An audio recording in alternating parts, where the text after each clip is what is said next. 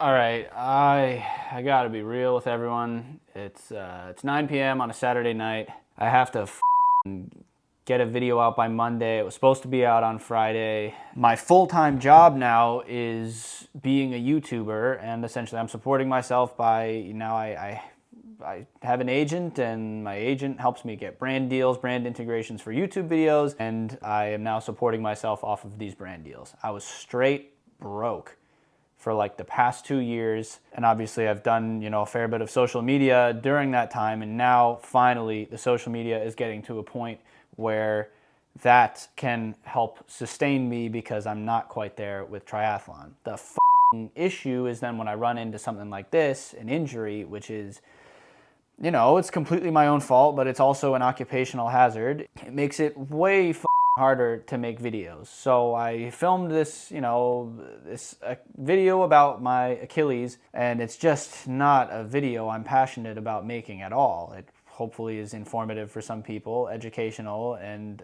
can be a very helpful video to watch. But what I really want to do is get on the track, have somebody film me, and make a goddamn banger beat to go behind it. That's the thing that I like doing. And I can't do that right now, but this is my job. Oh my God, I'm on the verge of tears about making a YouTube video. Like, I understand I do get to do this for my life. This is everything I ever wanted. And I don't want to be doing anything else, but like it doesn't mean that it's always easy.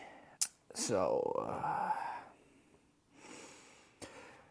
yeah, that's the truth of it. Yeah, I mean, I'm scrambling to like put something together, something that's going to be entertaining. And I know there's, several thousand of you guys who watch every video and are very supportive, but I need to get to the other 20,000 people. I need to make a good thumbnail and a clickbaity title and an interesting video that people are going to keep watching the entire way through, and that's what my career depends on. And it's hard to do sometimes. But sometimes the best thing to do is just tell people what's actually going on. And so what's actually going on is I'm just having a hard time. It's not easy.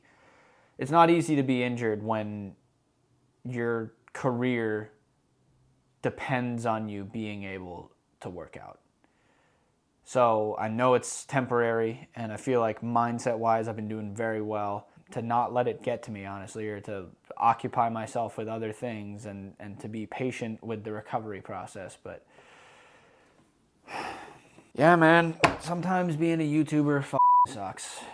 But being a professional means doing what you love, even on the days that you don't love it. Yeah, I'm doing my best out here. I don't know. Enjoy this video about my Achilles. So this is the third video where unfortunately I have no running to speak of. As far as injury progress, it is feeling better. It's feeling better this week than it has in a month when it initially flared up. So I'm really hopeful about the return to running next week. And I've been swimming a lot. Each of the last 2 weeks previously were about 30,000 yards of swimming. I was biking. Normally, once the tendons started flaring up, I started biking more. And the biking wasn't necessarily making it worse, but it was slowing down the recovery. So I noticed it recovered a lot more if I didn't bike, or if I biked really easy for a short duration, than if I had a longer bike or a bike with intensity. So I took a few days off the bike and then have slowly ramped back into it this week, and everything's feeling a lot better. So I'm hopeful that next week I will have some running. Light at the end of the tunnel is near. You may have noticed this new mic that I've been using in the last few videos. This is from Anchorwork. Very, very cool product that they sent over. This is not triathlon specific, but I know there are other people who like making videos and like sharing what they do. This is a really, really good wireless mic. Really clean packaging. It works right out of the box. I mean, you open it up, I got it fully charged, and there's these little adapters here that you plug into the receiver. You can plug the receiver right into your phone, and then you're just ready to go. It is the easiest process. I was pretty astounded at how easy it was out of the box just to get going. The audio quality is really, really nice. I don't even notice it on here.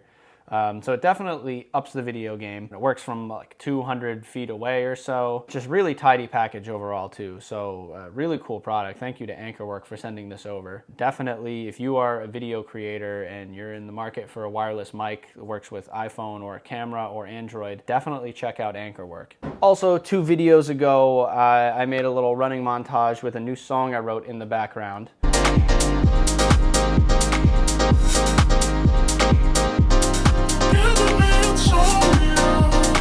And that song is now on Spotify, so definitely go check it out, stream it. If you stream it 1,000 times, I think I get $1. So get to work, people.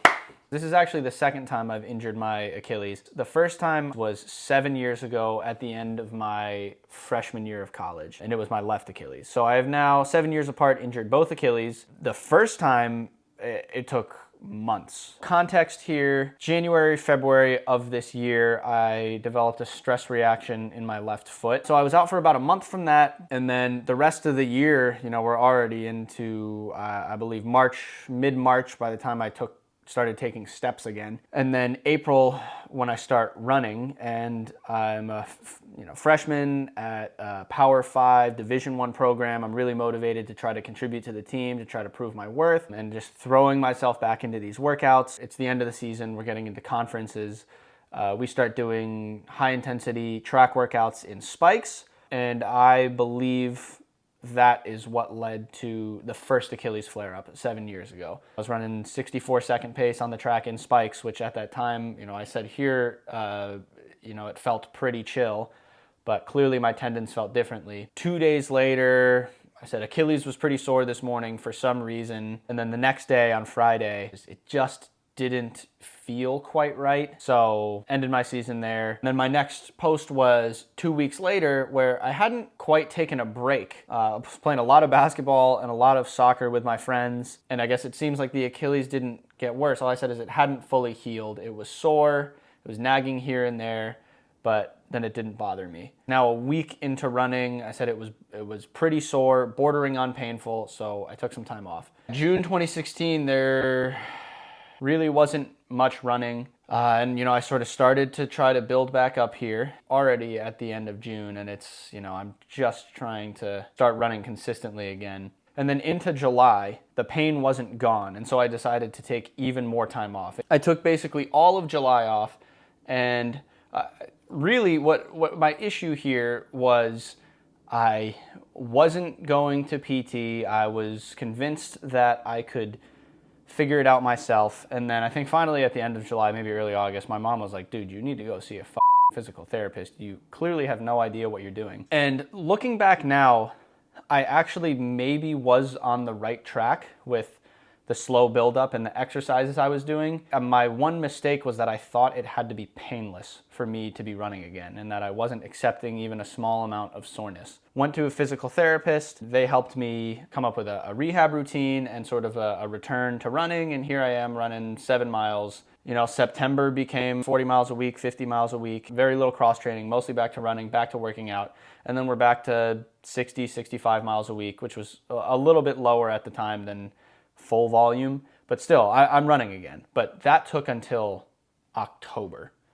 to get there. So we're talking end of May, June, July, August, September, 4 months of building until I was back to normal training. So this time was extremely similar. So for the last 2 years of doing triathlon training, it was primarily low intensity. Race pace for a 70.3 is, you know, at the fastest at threshold, but usually a little bit slower than threshold. I wasn't hitting the track very much, and I did not hit the track in spikes. And then I decided this year I really want to try to break 4 on the mile. So, you know, put the spikes back on, getting back on the track, running sub 30-second 200s, just repping them. And then I believe it was the same thing that happened 7 years ago. It's just that frequency of being on the track in spikes is a lot of stress on the tendon. And, you know, I started paying the piper about a month ago. Right Achilles flares up. And both times I rested a little bit and it didn't really improve. So I think that's mistake number 1, seems to be that the Achilles doesn't respond very well to rest. For the first, I'd say 2 weeks, I was barely even able to walk. And I tried to do some rehab. I would do, some sort of eccentric movement or, even isometric. And it would be so sore for the 2 or 3 days after that I could barely even walk normally. So it did seem to be in some sort of acute state, that it did need to calm down, and maybe once every 3 days I could do rehab for the first 2 weeks. And then when it really started turning around was I took 4 or 5 days in a row off the bike and focused solely on swimming, which didn't bother it, and then just rehab when possible. And so this is now at the beginning of this week. I hadn't biked in several days, just got on the bike for 30 minutes, just making sure it's okay.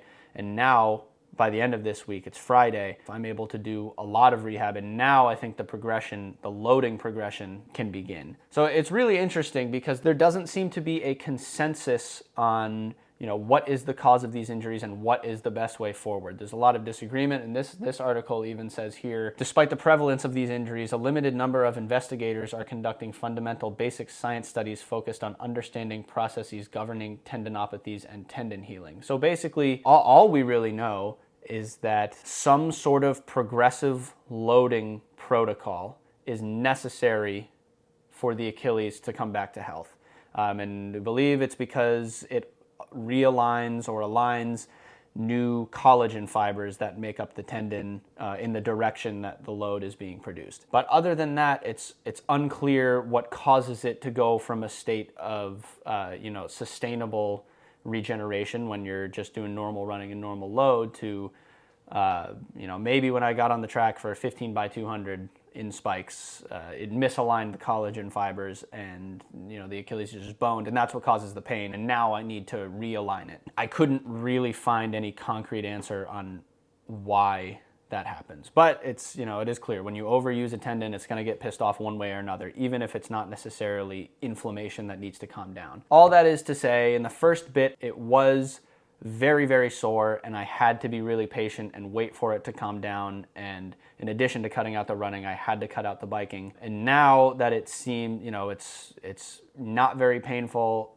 even with rehab, now I can start the process of building back up the bike and then building back up the runs. It has been just over a month now since I injured it, and it took me, almost 3 months to get to this point last time. So I did learn some lessons of asking for help. I went straight to my friend Evan, who is a physical therapist, because I admit that I don't know what I'm doing. So a huge shout out to Evan for being in my corner and helping me through what has been a very difficult month. But again, the light at the end of the tunnel seems to be there now. I'm very hopefully optimistic about running next week.